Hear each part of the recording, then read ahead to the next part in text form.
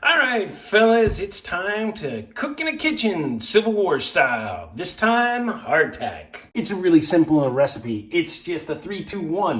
But first thing you need to do is preheat that oven to 375. You'll need 3 cups of flour, 2 teaspoons of salt, 1 cup of water,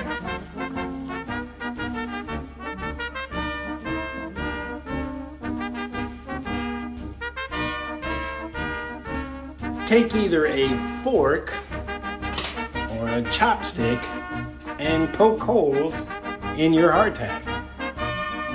Now place your hardtack in the oven.